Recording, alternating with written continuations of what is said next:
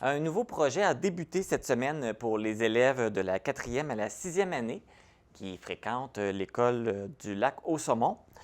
Celui-ci se veut d'initier les jeunes au slam et à la poésie. Et ce programme est une collaboration entre la bibliothèque Bertrand B. Leblanc, l'école de lac Au-Saumon et de l'autrice Stéphanie Pelletier.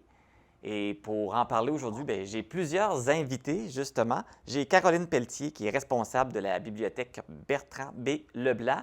Bonjour, Caroline. Bonjour. Ça va bien? Oui, ça va bien.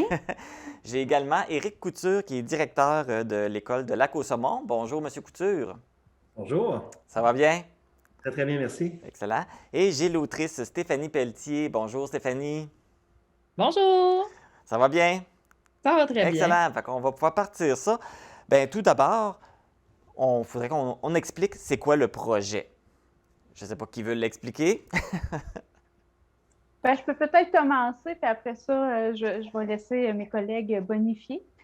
Dans le fond, ce projet-là, on l'a développé pour aider les jeunes à prendre conscience du choix des mots, puis de l'impact des mots.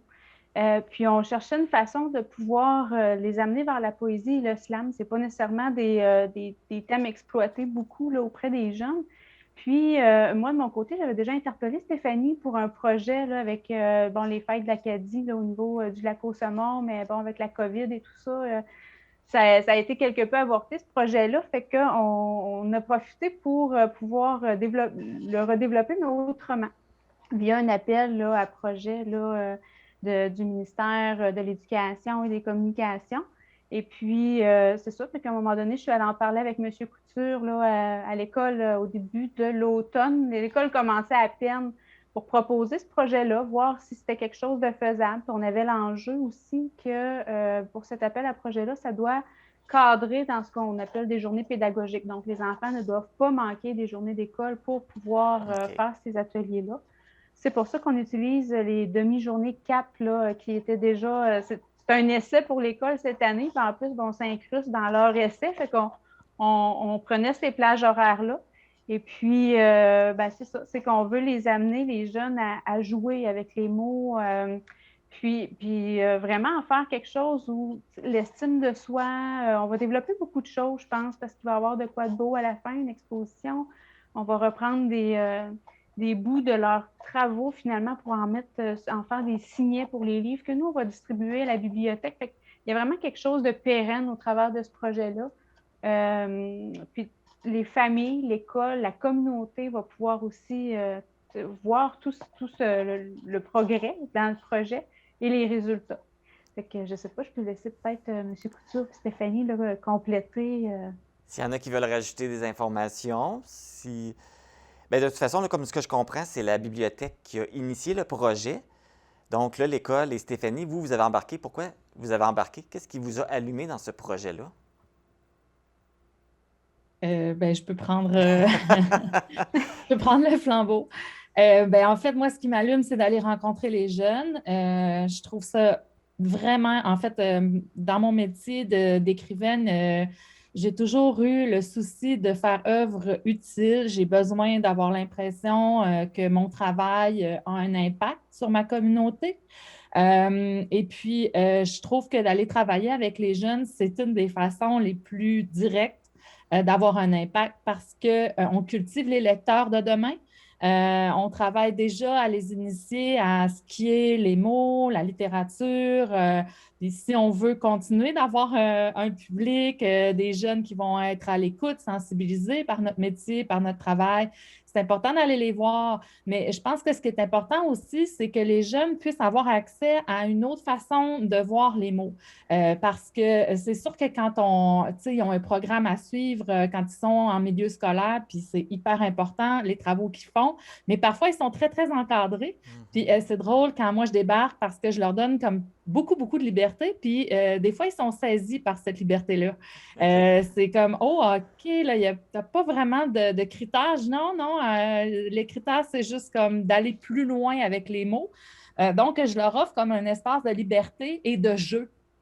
Et c'est, à mon avis, ce qui est le plus stimulant là-dedans, c'est de m'amuser avec eux pour leur donner vraiment l'occasion d'avoir conscience que c'est un grand plaisir de plonger dans le langage, puis de jouer avec et de toutes les possibilités. Tu sais, moi, je leur dis, je fais de la magie avec mes mots, là.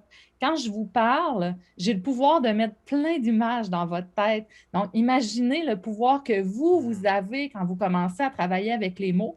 Puis, tu sais, des fois, je les mets même en garde en essayant de leur faire apprendre aussi que le langage, c'est précieux, c'est important, mais ça peut être dangereux, puis on peut facilement être manipulé aussi par les mots. Donc, on travaille tout ça ensemble. Puis moi, ça me stimule terriblement parce que les jeunes, ils sont allumés, tu sais, puis du moment qu'ils embarquent dans cette affaire-là, ils ont un plaisir à jouer.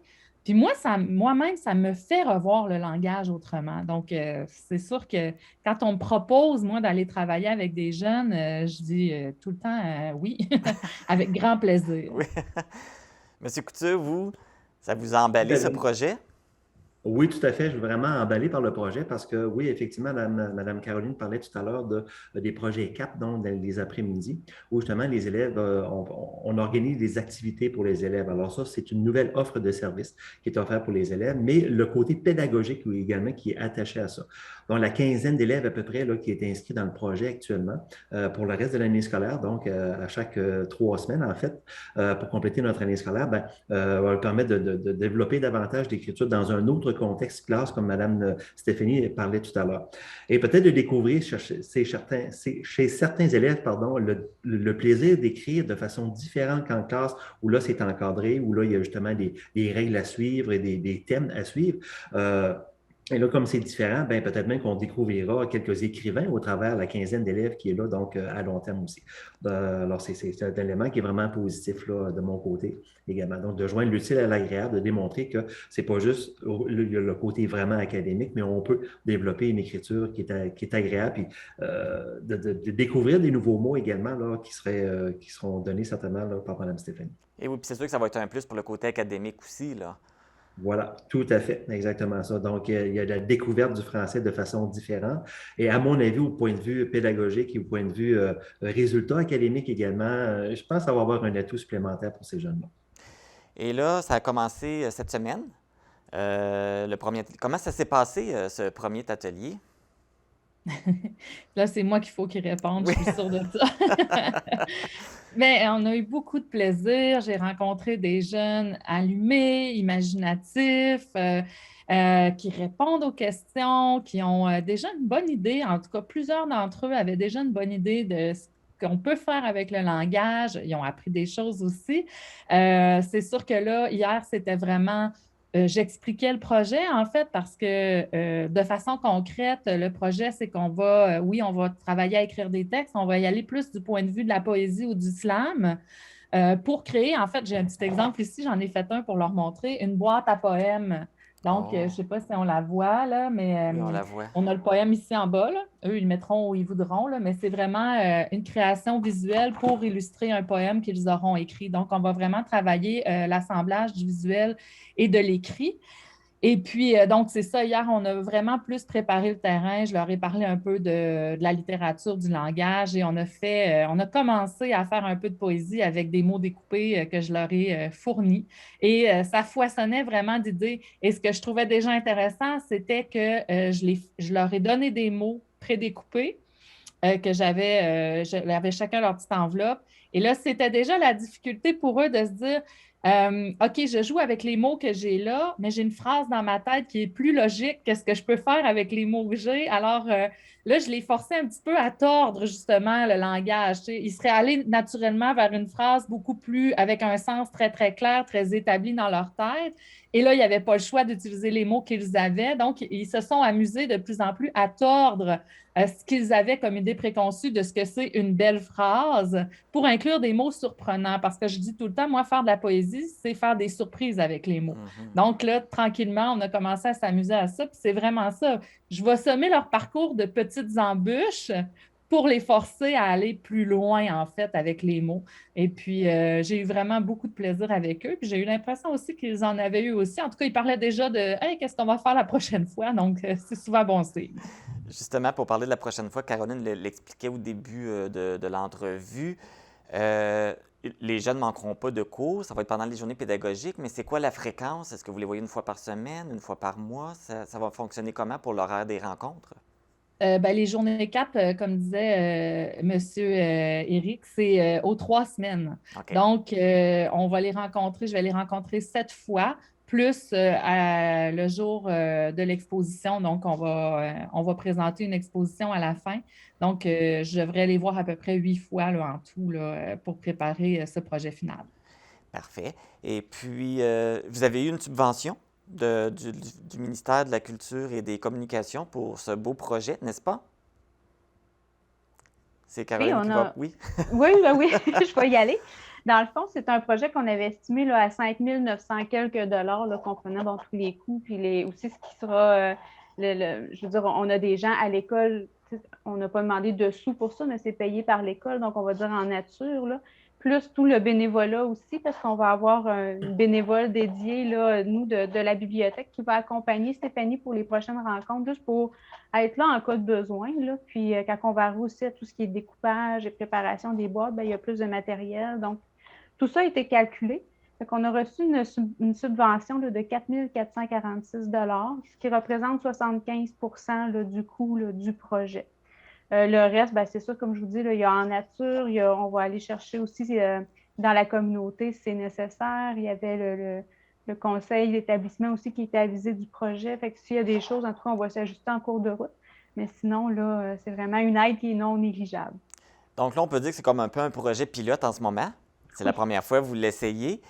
Là, pour le moment, c'est donné pour les élèves de la 4e à la 6e année. Est-ce que si ça fonctionne bien, vous avez l'intention de les tirer à d'autres niveaux également?